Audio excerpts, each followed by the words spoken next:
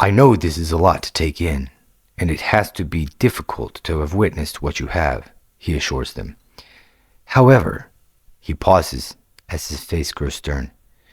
You all are the luckiest ones yet. Next, he explains, no other incident has seen so many users escape, or witnesses for that matter. Well, that is a very good thing indeed, though I don't think luck had that much to do with it, Medic insists. Perhaps you're right, young man, the man agrees. Regardless of how this has come about, there are some facts we must face. Firstly, you all were born in some very tumultuous times, or rather, some very tumultuous circumstances have evolved during this exact period of your lives. He looks around to ensure everyone is listening well. Then he continues his speech. Another fact we must face, that you all must accept, is that from this night on, your old lives are already over. Going back to your families would only put them in danger from the other shadow organizations. As of this moment, you are missing persons or accidental deaths, and this is the best case scenario for the people you love and care about. I know it is a bitter pill to swallow, but it is better than any of the alternatives. He runs his fingers through his long dark hair. This situation with magic returning is no coincidence. It was foretold thousands of years ago by runes that were left, telling of a time when magic was common on the planet, or in this realm, as the rune text worded it. We believe that there were once many magical beings on this world, but for some reason, they left. We don't know if they chose to leave or were forced to. However, the runes tell of a time to come when magic will find a way to reignite itself in our world. At that time, a key would appear that can open a gate to the other world. It is also our belief that this gate is what we would call a portal, and we believe that soon a caster will appear who will be able to open a portal. This is what we perceive to be the key. When there are instances like with Myra here, we rush to collect the casters with the hope of obtaining the key, or more recruits with which to work towards this goal. However, we do not and will not force this decision on any caster or witness. Yet we hope that you will work with us in this endeavor. Before tonight, I would have called you all radicals, insane, or an occult. But now, I can see how you can say such things, Kip says. What choice do we have? Lizzie asks, thinking out loud. Then, realizing she said it out loud, she adds, and why wouldn't we want to, really? I mean, you saved our lives. There are those who did not wish to join us, and we did the best we could to establish new identities and new lives for them. But they were warned they must always be aware that they are wanted and targeted citizens. Some of them are still living lives on the run, the big boisterous man responds.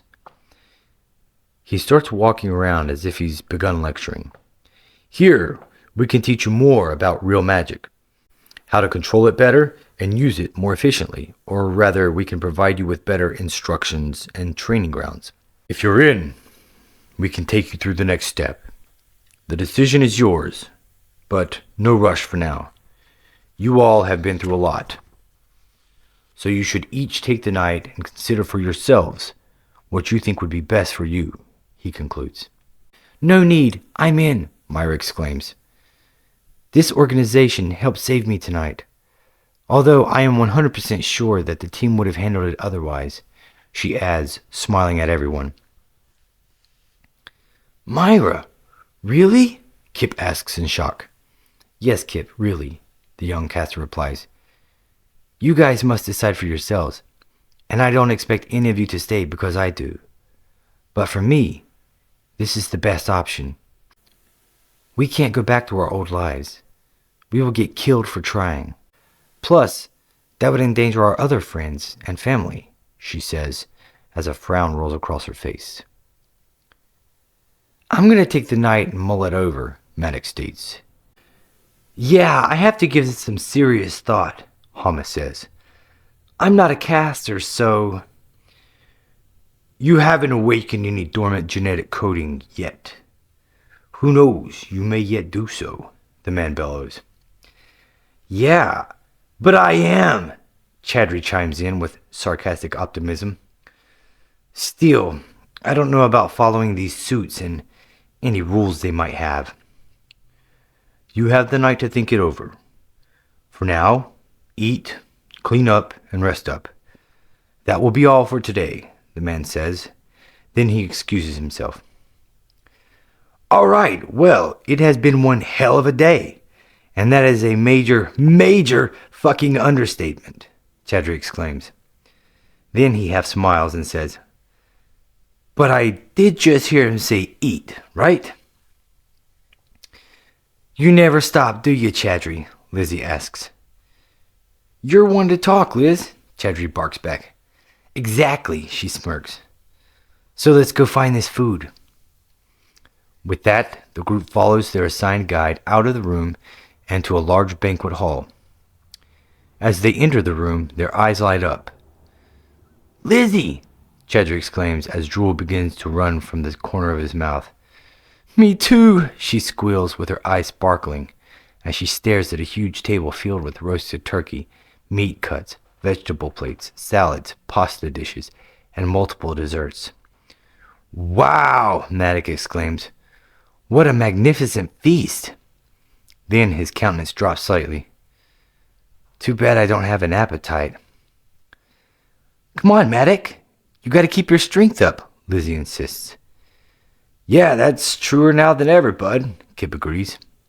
After which, he sighs and adds, I understand where you're coming from, though, I feel the same way, dude, but still, you gots to eat. The whole group sits down and begins eating and chatting, discussing everything they had just learned. Lizzie and Chadri dig right in, lobbing huge portions of their favorite picks from the spread onto their plates. Then they begin eating before they even sit down. However, the rest of the crew are less ecstatic about the process. When Maddox, Kip, and Hama sit down with their plates, they slowly begin eating. Maddox sits there picking at his food and quietly says, No going back. Then he looks around at the others as they are eating and mumbles, No going back? To my mom? Or my dad? Ever?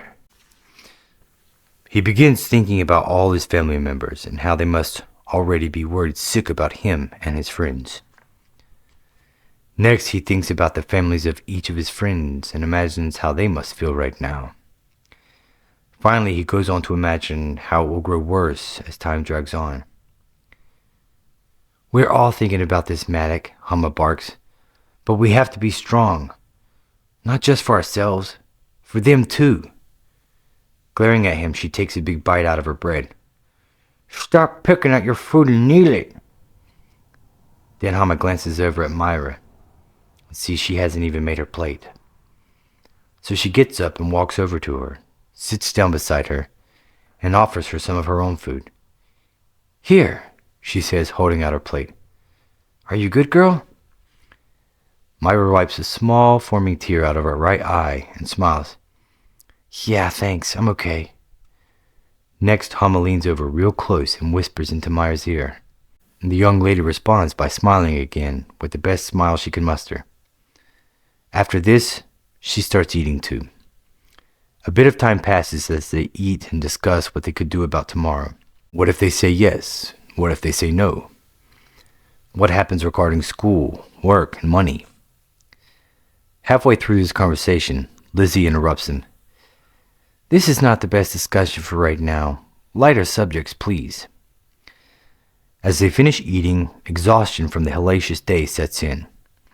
Staff members once again enter the dining area and lead them to their sleeping quarters. This is where you will be spending the night, the man calmly states. Then he looks at them and says, Tomorrow, you all have a big choice to make. But for now, you should try to get some good rest. No matter what you choose, you will need your strength to continue on. Finally, they all bed down, and soon after, all is quiet.